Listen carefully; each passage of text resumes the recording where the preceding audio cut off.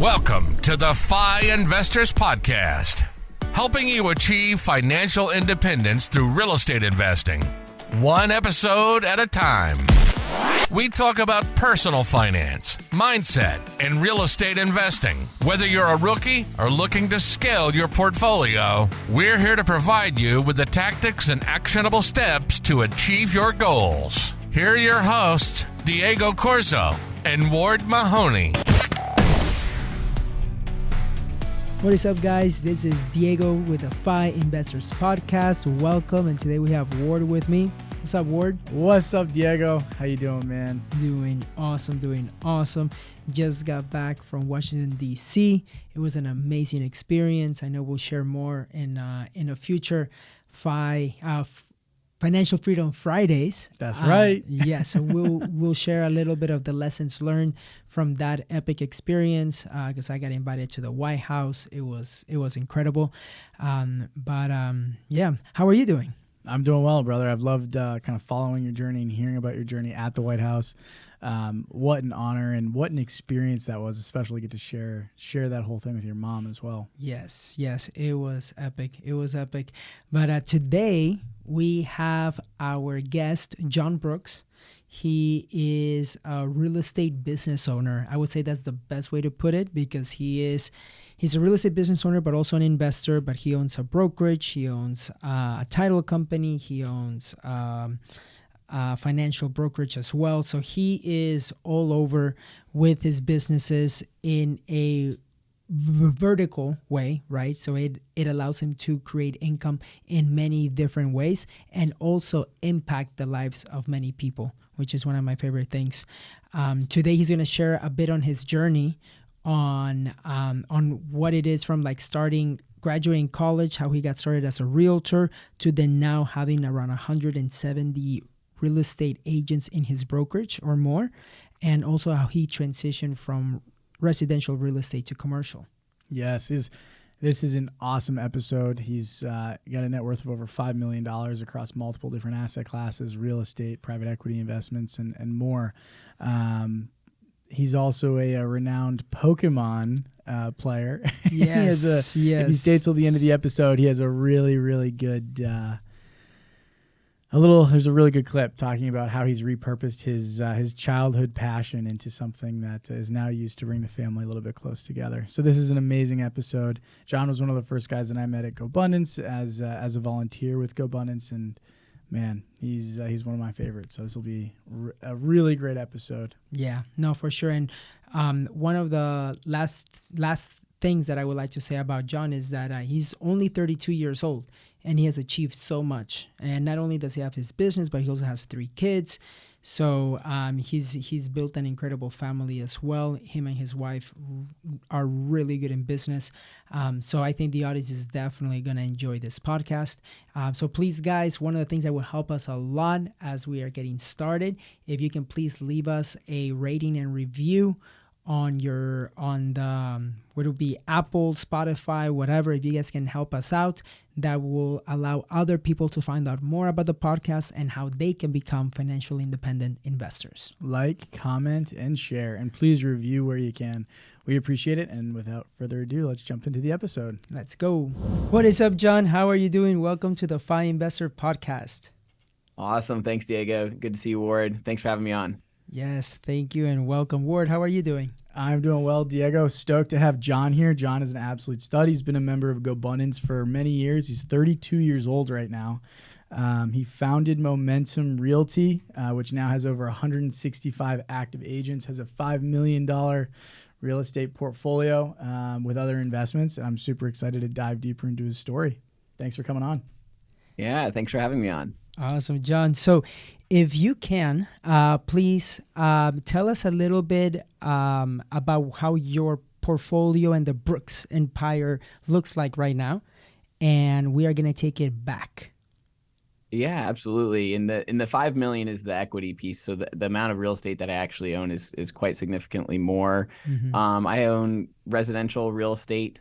I have commercial real estate, I have private equity investments, I have equities, and I have a bunch of other collectibles assets that I have as well. And then I do hold a good chunk of cash, and those financial assets altogether in terms of the equity piece is about $5 million in what I call financial assets. Okay. Okay. And how, and your real estate business as with your real estate team, your real estate agents, you are in the Jacksonville market, correct? Yeah, Jacksonville, Florida. Yes. And what does that look like right now? And what is your role on the day to day? Yeah, so my job is to really make sure that the real estate agents have what they need to be able to perform. So it's not like a team. A team is more structured, day to day, high level of accountability, ensuring that everybody is hitting their goals. A brokerage is a place where people can plug in their license and get access to resources that maybe they didn't have previously, and they get access to conversations that they didn't have. So that's what we do here is we open up the idea of a real estate agent becoming a business owner, which isn't something new. We've heard that many, many times before, but this is actually a place where people do it, where they are making the sales, they're hiring staff, they're coming in and doubling and tripling their business within a short period of time, and they're starting to moonwalk their way out of real estate sales so they can start acting and thinking like a business owner and ultimately get their life back. And that's what Momentum is all about. It's about achieving freedom, whatever that version is that it looks like for you, but it's about getting their life back, because real estate sales does take, it's very time consuming, right? It's dollar per hour you're spending time with people in person and often on demand. And so what we look to do is help our people build systems and processes to avoid the on-demand nature and leverage out some of the low dollar per hour activities that can absolutely be done by other people. Yeah. Yeah. And I when I met you, or at least on how we got connected, was through the mastermind with GoBundance. Yes. And back in the day, I think, what was it, like 2018, 2019? 2019. Yeah, it was like August 2019. Yes. And I remember, I think I was coming back from either a realtor event or some kind of personal development event. And I took that call to interview you to create your bio for GoBundance. And you told me, you were like, yes, I heard about GoBundance. I'm one of the youngest. I was the youngest KW agent to speak on stage with Gary Keller. And you were 28 years old at that time. And I was like, holy crap, that is freaking amazing, being part of GoBundance, a millionaire, and the business that you had and everything at such a young age. Tell us a little bit about, like, how did you get started? And we can go backwards, and boom, we can talk more about everything that you have going on today. Yeah, I'll give you the Spark Notes version real quick. So I graduated with a finance degree, first in my class for the first 3 years. And then I kind of took the fourth year off to enjoy college. And I ended up, after that, going into my mom's basement and living there for a year in Washington, D.C. I went to Virginia Tech.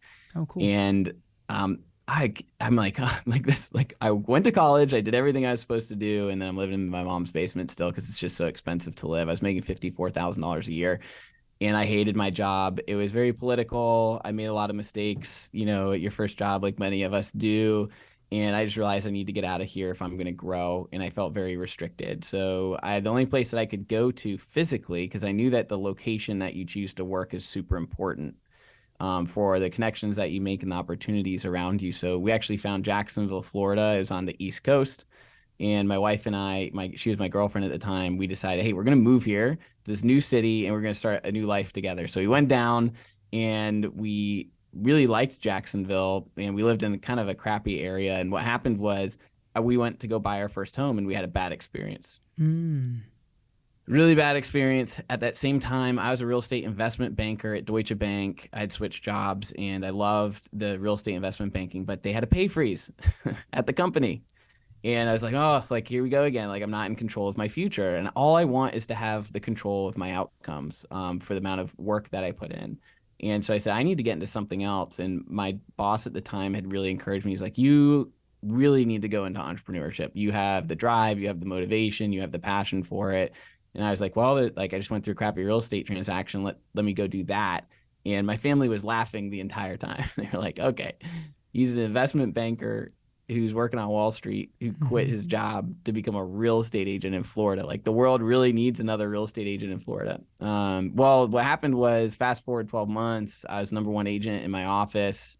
I had sold 66 homes. I made over $300,000 in my first year. I started with no money. Remember, I was broke. I was worse than broke. I was in debt. I had the car loan. I had the house payment. I had the student loans. I had everything that everybody else has when they graduate college, right? And it was just pure work ethic. I worked my butt off. I tracked every dollar in and out of the business from the beginning because I knew that that was going to be something where if I track it, I can measure it, I can improve it. And my second year, I got smarter. I started focusing on my price point. I sold 74 homes for 20 million. Remember these numbers I'm showing with you now, home prices are half then of what they are now. Exactly. Sometimes even less. And then the third year, my wife came in and we both sold together 143 homes for $36 million. At that point, we had become net worth millionaires. And that was when I had the ability to go and join GoBundance and start networking around in the GoBundance community, which is what I needed because the companies that I was at were not giving me big enough conversations to keep me. I realized if I stay on this path of just slinging real estate all day, I'm going to be burned out, unhealthy, wasn't taking care of myself, and there's got to be something more. There's got to be a way out. And that's what was really important to me. So that's when we said, look, we know how to do this and we know how to become millionaires in 3 years. Let's see if we can show other people how to do it. And that's when we decided to launch Momentum. And that is months before that we had joined GoBundance, and a lot of guys in the GoBundance were the reason why Momentum started in the first place. Wow, dude, that's an amazing story because you were able to become a millionaire from the moment that you set yourself in a path of going into real estate. You were able to become a millionaire in 3 years.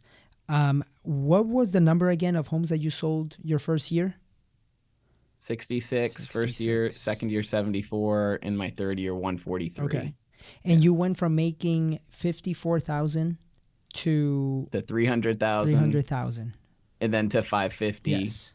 And then to over $1 million. Dude, that is awesome. That's awesome. And here's the thing though, like I don't think a lot of people understand. I was still living on less than 10% of my income.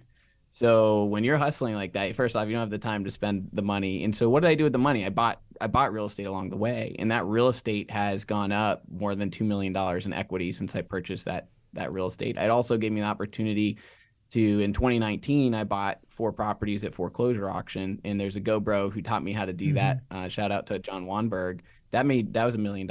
I made $1 million on those 4 properties that I purchased from foreclosure auction. Wow. So it was through the connections and the ability of keeping cash on hand that gave me the opportunity. I didn't go out and buy a new car. I didn't go out and do anything. I paid off all my debts, and then every other dollar that I made went straight into investing. And we actually, frankly, we still live that way. Like people will be surprised. My wife and I live around $10,000 a month with 3 young kids under 5 each month. Yeah. Wow. And the rest of the money that we earn goes into investments because we're building for the long term. Plus, we enjoy our life on $10,000 a month. You don't really need that much to have a phenomenal life, exactly. In our opinion. Exactly. Now, if you could...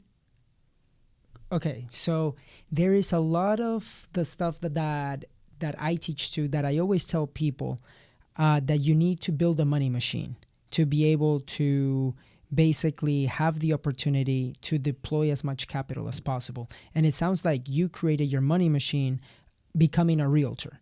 A lot of people can create it through wholesaling, through picking a job where it's commission based, right? But one of the things that I do like that you mentioned was that you picked something that you were responsible for, and it was based on your work ethic, based on the time that you put in.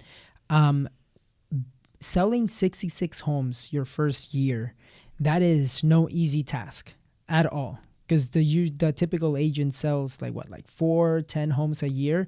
You were able to sell 66 in a market that you were brand new to. What were those things that you did that set you apart from everybody else? So coming from an investment banking background and coming from my mom's basement, I'm just grateful to have the opportunity to have a job role where you can actually have unlimited income. Like, I don't think people realize how amazing this opportunity is. This is the greatest wealth generator in the country. I think probably wholesaling and real estate sales, there's nothing you can do to get more cash in a shorter period of time with a lower barrier to entry. And I was just so grateful to have that opportunity. I was already used to working 16-hour days as an investment banker and getting, and not even having the bonus. So like when it was time to, okay, I can go sell a home and make $6,000 to $10,000 on a home. I'm going to do as many of those as I humanly possibly can until I pass out. And I don't care what it is. I don't care if I like to do it. I don't care if I don't like to do it. I don't care how difficult the other agent is. I don't care about how difficult the customer is. I'm just going to give everybody as great of experience as possible so I can start building my brand for the long term. And I know if I do that and I start thinking long term, it'll all eventually come to me. Well, massive action in an area where people, frankly, are very lazy. I actually have found this to be the case in most markets where the majority of real estate agents, about 80% of them, I don't know if it's they're lazy or it's just not important. They have a license and they're not just focusing on it or not selling. There's very little competition, if none at all. Maybe 1 out of 100 listings that you take is going to actually, you're going to go up against somebody that's going to be competing with you. And in our marketplace, I just took advantage of that. So I was doing open houses. I was door knocking. I was filling rentals. I was getting property management accounts. I was doing absolutely everything I could. And again, the dollars that came in, about 50% of it would go back into the business to go get a transaction coordinator or to buy leads or to get my marketing website up and all that kind of stuff. And the other 50% would go down to pay down student loans and to go buy investment properties. Awesome. And Jon, quick question on that. So as Diego was saying, 66 homes, you said that you worked really hard, you tracked every dollar. Did you have any mentors in that process or anyone that really kind of taught you along the way in your first year? Yeah, so I was a sponge. So the first thing I did was I called every top producer in the area and asked if I could sit down with them and see their numbers. So it wasn't enough for me to just go and talk to somebody about their revenue because I could care crap about revenue. Coming from investment banking, revenue doesn't frankly matter or say much. Like you need to go look at the profit margin. You need to look at the growth opportunity of the business. So I would go and sit down with these mega agents and these mega teams to go see what was going on with them and starting to realize what really moves the needle in real estate sales and what doesn't, and who is kind of like fumbling the ball in their business, if we were like transparent about it, and who's actually building wealth. Like who here in this room is building wealth? If I put all the top producers and all the teams in one room, you would be surprised. There's probably only, again, it's like the 80-20 rule. There's only 20% of them who are actually building wealth. And so people need to be able to determine the 80% who are not, because if you copy any of those 80% who are not building wealth, then you are copying a model that doesn't build wealth. And so I was able to figure out who is doing the right things at the right time and who is not, and avoid the mistakes of those people who are working really hard with no money, making no profit, and the people who are working less and making the most profit. So that was the first thing that I did, was I reached out to everybody. I did basically market research, which I think any business owner should do when launching their business. I think a lot of real estate agents miss that point, is sit down, come up with a business plan, do market research, see what type of business model you want to emulate, because as a real estate agent, there's 100 different ways to get your business. So you need to pick and choose the ones that are going to work for you. I had no problem answering the phone because I was young. I didn't have a family. All I had was time. And so online leads was a really good option for me. Because those factors worked for me. Also, open houses takes a lot of time. You got to go out there early. You got to knock the doors. You got to circle dial ahead of it. You want to do a 7th level open time. It takes time. I was willing to sacrifice my time to make money at that stage in my life. And the results were great because I did everything according to what was done before me. And I just copied those really highly successful people. And that's why it was super profitable. I always mention that success leaves clues, right? That's something that I learned at Tony Robbins. And a lot of people say that there's no shortcut to success. But I feel like if you can connect with the right mentors or the right people that you can emulate and be able to learn from their mistakes, see what works, and you implement that in your life, you will be able to achieve what they may have achieved, but in a much shorter time. And I feel like that's exactly what you did, from going from 66 homes to like making over $1 million in 1 year. That is amazing. That's amazing.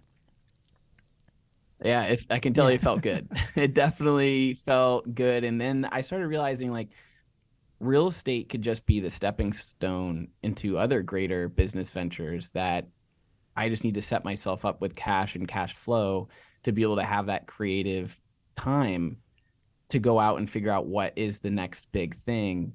And that's what I love about Hmm. this business is that it's just, again, it's so lucrative for those who are willing to hustle and put in the work and build the Yeah. ecosystem. And then at what time or what period did you begin to realize, say, okay, I've put in the time, like my working hours, trading my time, let's say for those commissions, right?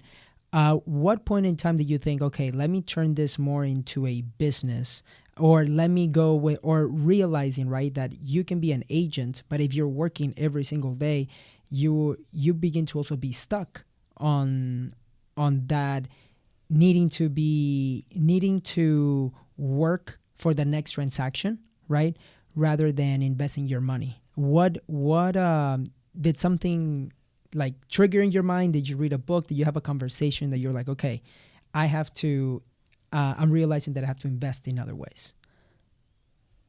Yeah, so I won't mention his name because I don't know if he All wants me good. to say it, but I was at an event, a Keller Williams event, and I was at this private mastermind. It was actually at Jay Papason's house. I just somehow got wiggled my way into that There meeting. I you shouldn't have go. been there. But I met this really cool guy who was part of GoBundance, and he goes, and I'm like, oh, so what do you do? He's like, I'm retired. I'm like, you're too young to be retired. Like, that's not a thing. Like, you retire in your 60s. And he started telling me about these rental properties he bought over the years, and he makes over $500,000 a year in passive cash flow. And I was like, you make $500,000 in passive cash flow? Like, what the heck? I have to work my butt off for this. And he's like, yeah, he's like, you need to start investing now. You need to start investing early. And that kind of just changed my mindset of like, okay, this guy, everybody else in this room is working except for this guy. And he looks like the happiest and the healthiest person in the room. So how do I get to be like that? And he was the one who actually dropped the name GoBundance, and he was the one that led me to Okay. call you. And that's why I call it, because I was like, okay, I haven't met somebody, I haven't seen anybody's profit and loss statement who has that type of income. Like, what groups are you a part of? Where did you get this information to learn how to do that?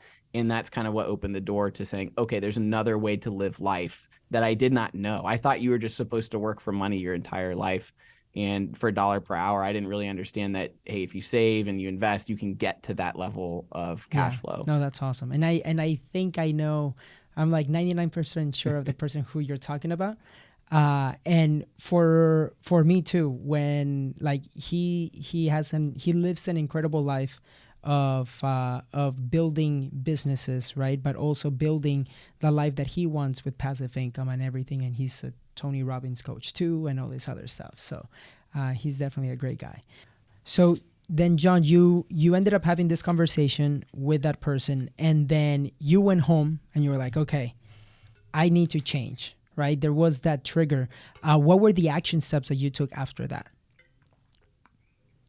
I wanted to build the real estate team that we had was doing really, really well, but we decided that we were going to go completely referral based and turn everything else off, which actually ended up being great because we did $20 million completely off of referral that next year, Awesome. which we're very happy about.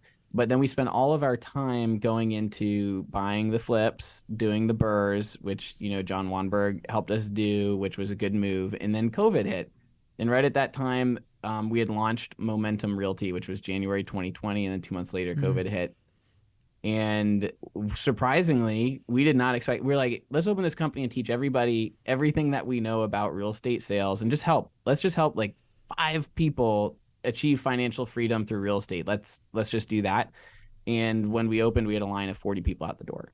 And we were extremely surprised at the level of the number of people who were interested in designing a different type of life that wasn't just dollar per hour. And what happened was by the end of that first year, we lost money for the first 8 months of that year, building that business, building out the ecosystem. And then by the end of the year, we had 70 agents. The next year, 2021, we had 122-ish type of agents. And then this year we have 170 agents. So it's been 165 to 170 agents at any given time. And we got up to $615 million in volume transaction closed, which is phenomenal. Our average agent makes over six figures, which the average, think about that. The average at our company is over six figures. Wow. And it's just attracted this really cool group of agents that want to design and build a better type of life and build profit and be open to having conversations about money, because it is taboo in our culture, and it's extremely taboo in the real estate agent market because people don't want to admit how terribly run their businesses are. And despite being totally okay going out and speaking on stage about how wonderful they are for the accolades and the trophies and all that type of stuff. So there is demand for this. People do want to, cut through the noise to get to see what actually makes a difference in their business. And that's what we teach at the company. And it's exploded. We've expanded to Georgia. We're a top 10 brokerage now in Gainesville, Florida as well. And the company is really well run. We use our investment banking skills to automate the back end stuff so we can just focus on helping people and making sure that they get the content that they need to grow and expand their business. Awesome. That's awesome.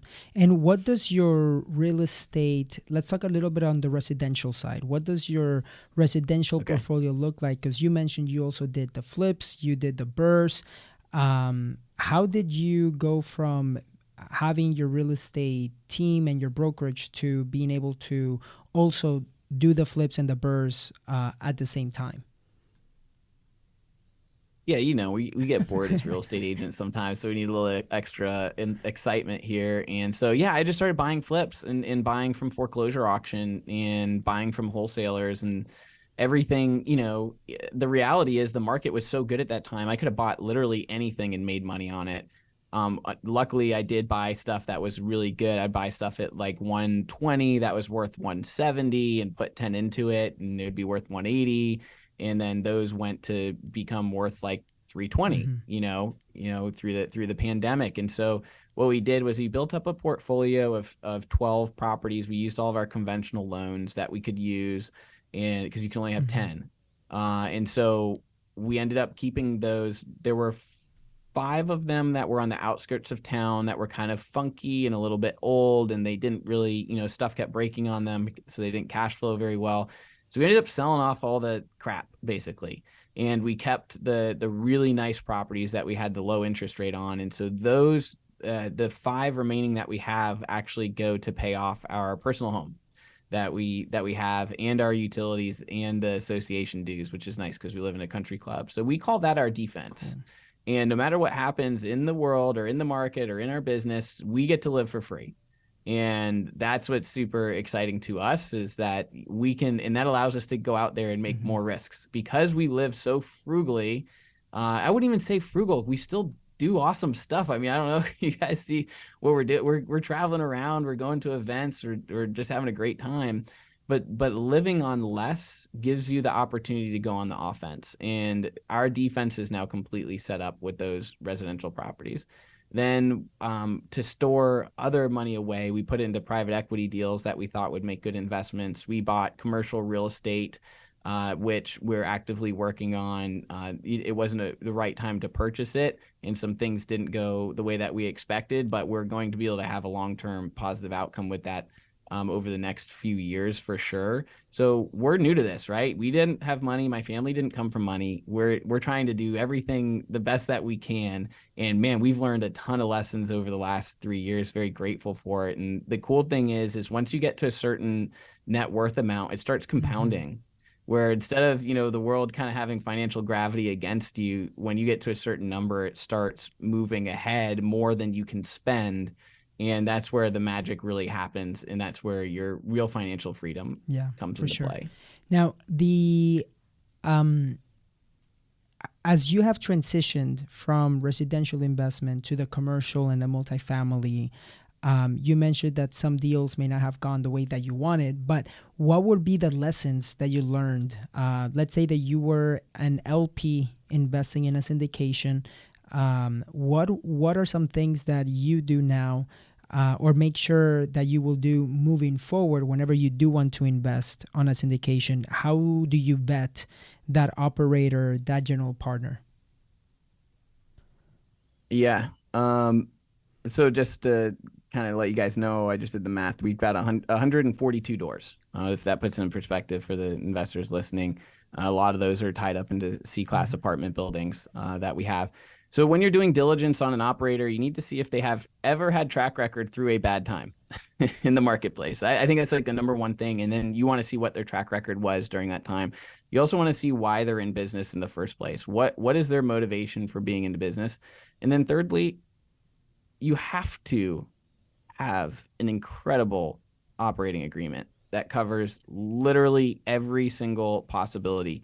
Reporting numbers required monthly, and I think it should also be audited by a third party CPA that's held liable for their license, that puts their license on the line for the auditing of those. There's just in private investment deals, it is so easy to get taken advantage of from people who are raising capital. And literally, I feel like every human being I know on the planet is raising capital. You need an attorney to review, and you need to read books on how to invest in private investments to minimize your risk, because your biggest risk oftentimes isn't actually the investment, it's the people running the investment who can drive it into the absolute ground, and you wouldn't even know if you don't have reporting on it. So reporting is number one. And then if the reporting is showing you that the investment is not going the way that you want it to go, how are you going to mitigate the damage from it going the wrong way? Whether it's the market or it's the person in charge of the investment or the operator. So you needed a way to get back control of your investment. And I think that's the number one issue I see with these kind of like private placements is you give up control. You give up your control of your money to somebody else and everybody is self-interested. So most people are generally going to do what's in their own self-interest. I don't know why people would do something against their own self-interest. And I even mean that where it's like they could have good intentions, but they're doing it in their own self-interest for trying to get respect or accolades or some other reason. So I would just make sure that you have a really good attorney that reviews all your documents, so that way you know what happens if something doesn't go the way that everything is expected to go. I asked every single question that you could possibly imagine of downside risk, and whatever comes out of that person's mouth doesn't matter, because at the end of the day, they're trying to sell you by raising capital from you. And you need to think for yourself and not listen to what that person's actually telling you. If they're saying one thing and it doesn't smell right, doesn't sound right, you heard something from somebody else, then you need to double check and go back to underwriting the deal. So I would just be very, very careful and hesitant to put your money with other people. My wife and I have also realized we could make way more money just flipping properties with the money that we have than giving it to other people. So you need to understand what the risk and reward profile is of these type of investments, and really get your downside risk protected as much as humanly possible. And one thing that you mentioned too, it's actually one of the first things that you taught me when I first met you at a Go Abundance event, was that you have to play defense to play offense. Right. And so you mentioned that your single family or your residential portfolio really was you playing defense. For a lot of our listeners who may be newer, how does someone know they're ready to play offense? Have you cut your expenses down to like the bare minimum? I mean, I don't get it. I mean, maybe it's because I grew up not with a lot of financials, and I don't understand how people can spend all their money. Like when you think about it, you're like, I'm going to go buy XYZ for $10,000, or I'm going to go on this $10,000 trip. Like, do they actually do the math of how many hours of work after tax that is to purchase that thing? But they still go and do it, and then they put it on a credit card, and then it's like 20%. I mean, it's across the board. We have this absolute spending problem in this country. It's just like consumerism, like gone on steroids. And if you really want to build wealth, you need to cut deep, cut fast, all the expenses that don't make a meaningful difference in your life that really are important, or you might actually have to sacrifice. Wow, what a thought. You're going to sacrifice to get ahead for 1 year. So then for the next 30 years, you can live a tremendous life and do those vacations every single year without the financial stress. So you want to do the short-term sacrifice for the long-term gain. And then you want to do whatever you can possible after that to expand how much income you can bring in. And it's that simple. Minimize expenses, expand income as much as possible. Usually your income expansion is directly related to your level of skill in whatever it is you do. So the more you can become an expert at that one thing, and the more you can control top of funnels to generate leads, which is to attract people who want to do business with you, the more money you're going to make. So it's not good enough just to be the best at it. You have to have a funnel for people to want to reach out to you and learn from you and do business with you relative to other people, because we are all often in a commodity type business. So you need to find your niche and stand out in that niche and stand for something. Most people don't stand for anything, and that's why they don't get a lot of business coming in. Like Diego stands for something, right? You have a platform with a specific niche that you're going after. I have a platform with a specific niche that I'm going after, which is real estate agents who are generally broke but have the work ethic to want to build wealth and want to learn how to invest into real estate. That's a very target niche window. We're only talking about 5% of real estate agents in any general market who actually want that and want to learn that from a 32-year-old. But that's enough to create a massive business off of. And it's a niche down. And everybody else, if they're interested, they can learn about it, but that's not the target market generally. And Jon, since we were talking about the like you reaching success, right? And you grew up with not spending much money. Can you share the story of the conversation that you and I had? It was via text message. It was about when you bought your Tesla. Can you share a little bit on the barrier? Like, oh boy. Yeah. Let's talk about that. Oh man, what did I say, Diego? That was a while ago. Yeah, I mean, I just I think the Tesla, I bought a Jeep. And I didn't like it. It wasn't me. I'm kind of like more of a nerd than like a cool dude on the beach with his Jeep. But for me, it was really hard to spend the extra money on purchasing something that was so expensive, because it was almost as expensive as some people spend an entire year of their life earning that type of money. So I've always been very resistant to, even though I have the money, to spend it on myself. And I don't know, mentioned is how that what we were like talking about? how you at first you didn't believe, right, that you deserved it too, and that you were thinking about what other people were gonna say about you spending that money on yourself on that car. But I mentioned that, hey, this might be the thing that you need so that other people can also build, so that you can believe in yourself too, and don't shy away from sharing the successes that you've had, right? Because you've earned them too. And to be able and I remember that when you shared that on Facebook, you had a lot of people like congratulating you, and you were actually super happy about it. You told me that it was like the right choice, even though like before you were like, oh, I don't think I should be spending that. I don't think that like, why would I do this? But then you send me a text saying this car is freaking amazing. So it was definitely the right choice. That car is awesome. And I mean, $50,000 was a lot to me, and it was a good investment. What's crazy to me is other people were like, oh, like I just bought a $140,000 truck, and they have no problem doing it. And so it just like putting it in, like it took me so long to figure out that I wanted to do that. And then I thought it would alienate my customers and the people that I work with, because there are some people who don't have that type of car. And I've never really been interested in the status games. I could give a crap, like whatever, letters come after your name. I want to know who you are, what you stand for, and what your goals are. I could care less about the ego stuff that literally means nothing except for the fact that it just shows you have a big ego, in my opinion, in many cases. So and the car represented that.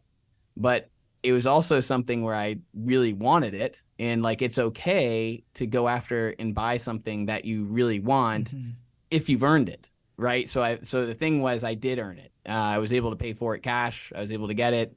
And I didn't buy like the Plaid, which was the more expensive one. And I could have bought that one too, but I decided to go for the long range, and very happy with the purchase. And yeah, it is a struggle, because there are two sides to that coin. If you are too frugal, then you don't really get to experience life fully. So being around people who know how to still do both Yeah. maybe is Yeah. really healthy. And so what does where's your 5-year vision? Like where's Jon Brooks and his family at? And let's say we're 2023 and 2028. Man, we're building. So I love building businesses. My wife and I probably talk about a different business every single day, which is cool because my wife is my business partner and she runs Momentum with me, and we're great in partnership. And so we're just talking this morning about opening 2 other businesses that we're really excited about. We're definitely going to be investing more in commercial real estate. We think that that is something that we actually enjoy doing, which we didn't know. We found we enjoyed being operators of the real estate, but we know how to optimize assets. We're also looking at buying several businesses, and we have a couple conversations out there as well. And then growing the Momentum ecosystem. So a lot of agents are seriously benefiting from being on the platform and growing their businesses and becoming more profitable and getting their freedom. So we are looking at partnering with more top agents in expanding the platform across Florida. And it's really exciting to see. So we're just like, hey, put the pedal down on everything. We've grown these businesses in the last 5 years. We've had 3 young kids during this time. We've built the largest amount of net worth that anybody in my family has ever had. And we're just super excited. We're on a great path. And we want to partner with other people who want to grow on a similar path. And that's what is super cool is ever since we've gotten to this level and we have had the opportunity to share the success and even be on this podcast, we're getting to meet and network with really cool people that we never even knew existed before now and learn from them on what it's going to take to get to the next level. And it doesn't even necessarily have to be success, but just in like life happiness in general. Friendship, relationships, health, all of those things are trending upward. So we do the Tony Robbins Wheel of Life. Mm-hmm. I don't know if you guys have done that. Like there's the 8 different ones. We're constantly ranking ourselves like where are we low, and then we try to figure out wherever that gap is that we try to fill in that gap as soon as possible, and we actually execute on it too. So it's not just an exercise that you do for fun. It's something that we take very seriously, and I think that's something that we want to pass on to our kids too when they get of the right age, because being able to self-analyze and figure out where you do want to go next is just really it's a really powerful thing to do often. That's awesome. So you've got a lot of things going on, a lot of opportunities that you have. We're 6 months through in 2023. What are you most excited for the rest of the year here? What I mean, if I'm being honest, we just had a kid 3 weeks ago. Congratulations. So sleep. Congrats. Yeah. So thank you. So, building a young family while building businesses is a challenge, and it's a significant obstacle for many people, especially in the real estate sales industry or for people building a business in general. Thankfully, my wife is a builder too. And so that makes things much easier because we can handle them together. She understands the situations when I need to take a call or I need to do this or I need to do that, which is really cool. But I'm excited to spend time with my family because, those 3 years I was working as a real estate agent, I did sacrifice my health and my family. Now I get to earn the income and I get to enjoy my family. So that's what I'm looking forward to, is being able to do both, because that previously was not something that I was focused on. Yeah. Now, you mentioned that your wife is also a builder, right? And she's your business partner. What are the different roles that you play and that she play to make sure that you guys are complementing each other? So she's the integrator.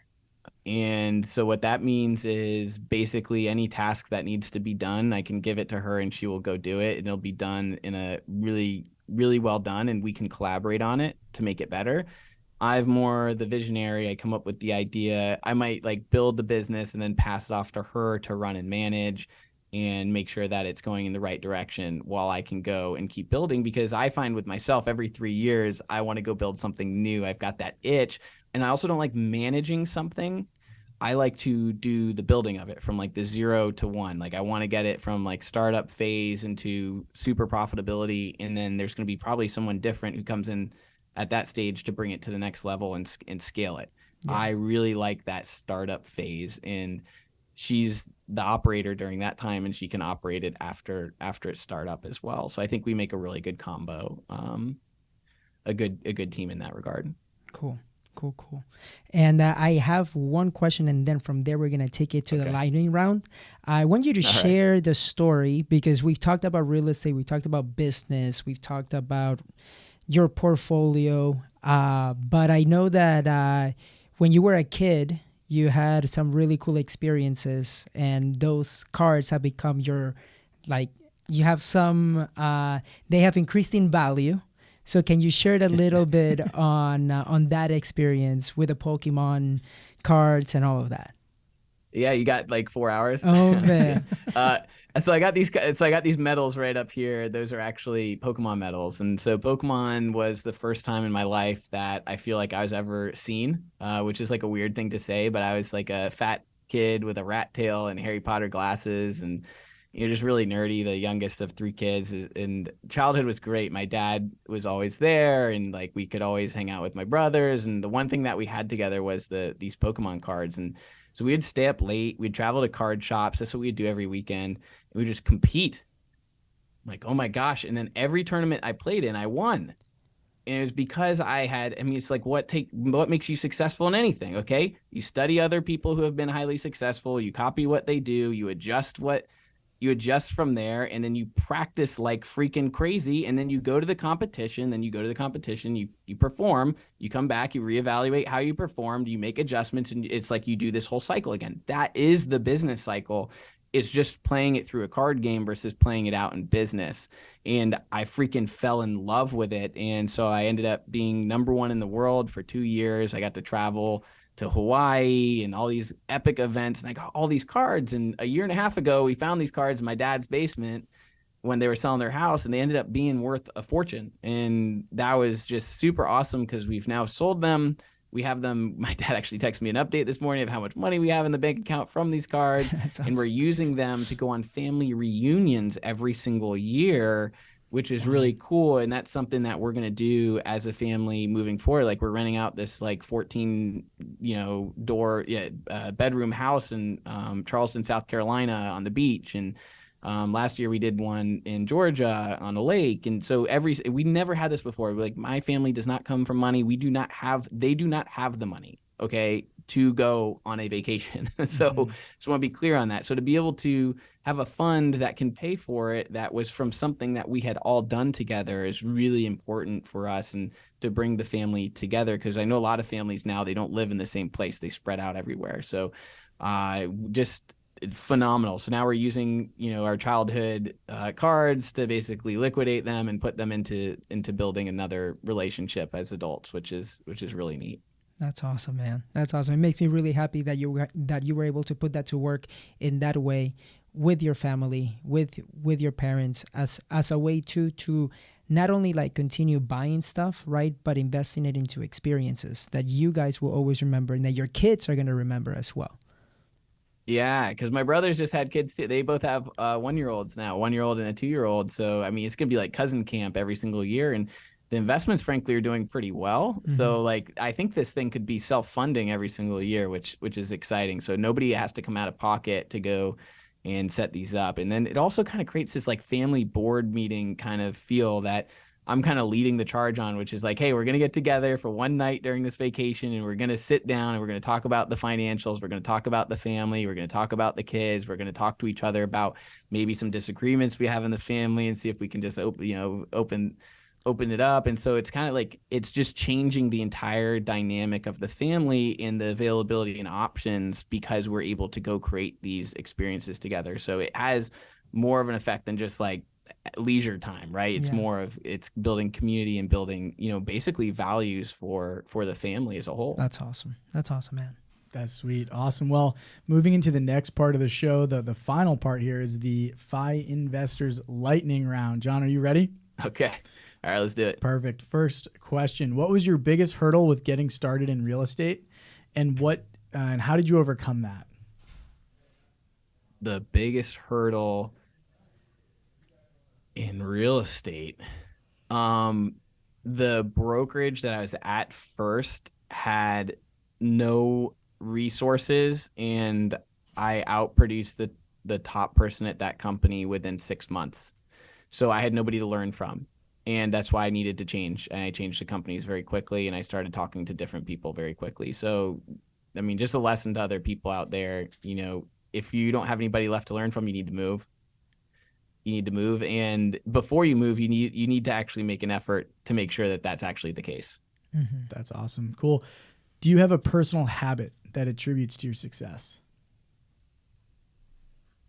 I mean, I think it's like an accumulation of habits, and it's changed over time. In the beginning, I lead generated for at least 8 hours a day. Wow. Definitely. I mean, so it was from 8 to noon. I would be on the auto dialer, 3x dialing and calling old leads and things like that. In the afternoon, I would be door knocking for 2 hours, and then I would be circle dialing for open houses on the weekends and do 4 open houses every single weekend. So, I mean, I was all in. And it worked. So like the work ethic habit of lead generating and understanding which lead generation levers actually work and which ones don't for this specific type of market is really important, because there's a lot of levers that won't work if you do it in the wrong market environment or at the wrong time or in the wrong neighborhood, for example. So you got to be strategic around it too. Mm-hmm. Cool. What is one book that you read recently that has had the most impact in your life?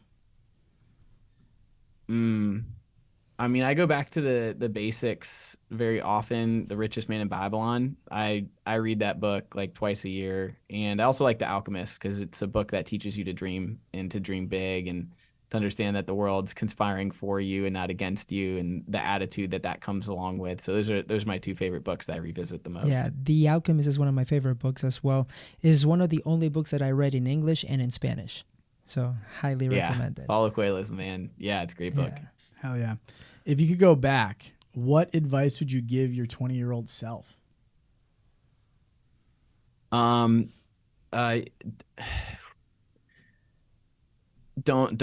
do anything to sacrifice your health, because that was a mistake that I had made. And I was eating Chick-fil-A every day, driving around in my car, and I actually ended up having a back problem that I had to get surgery for during COVID. I mean, it was horrible. And I was on medications for 6 months, and it really slowed things down. So if you can't take care of your health, then there's probably nothing else that is more important. So every day now I change my habits. So instead of lead generating every single day, I go to the gym for an hour and a half, and I run and I work out for an hour and a half. And people who've seen me, they're like, "Oh my gosh, you look younger. You look like 10 years younger, and you've lost all this weight." Not only do I feel better, but I now perform better with the rest of my day. So it's actually, I end up becoming more productive because I'm taking out that time early on. That's awesome. And then finally here, what does financial independence mean to you? Freedom, like time freedom. We live in a financial world, so I'm not even sure if you can have absolute freedom without the finances. You might be able to have it in your head, but you can't just go anywhere and get anything that you want, for example. So I think the number one thing is getting your financial freedom as soon as possible, and then focus on all the other freedoms after. Yeah. I love it. And that concludes our lightning round. Wow. John, this was amazing. This was incredible. I have to go back and take lots of notes here, man. This was an awesome episode, action packed. Yeah. Yeah, well, thanks, guys. Thanks for the opportunity. Yeah, man. So, John, I know that you have a newsletter. I know that you have a website. Where can people learn more from you, or when people can reach out if they have questions? Yeah, I mean, I'm available. You can email me at john@movewithmomentum.com. I've also got a Substack newsletter, which is Think Big, Question Everything, which comes from doing diligence on real estate agents. So I put out a newsletter every single week. It's about 28,000 subscribers with 16,000 people who read it every single week, which is really neat. It's a nice way to communicate with everybody. So yeah, just reach out if you have any questions about real estate investing, real estate sales, or you want to follow along on the newsletter. We're happy to connect. Awesome, John. Well, thank you very much for your time. Really appreciate it. I look forward to hanging out at a future GoBundance event, or when I go back to Jacksonville. All right, man. That sounds great. John, thank you so much for coming on. We look forward to talking to you soon. Thanks again. All right. Thanks, Ward. See you guys. See ya. Thank you for listening to the FI Investors Podcast. Make sure you subscribe so you don't miss any future episodes. And share this with a fellow real estate investor who you think would find value in what we do. Until next time.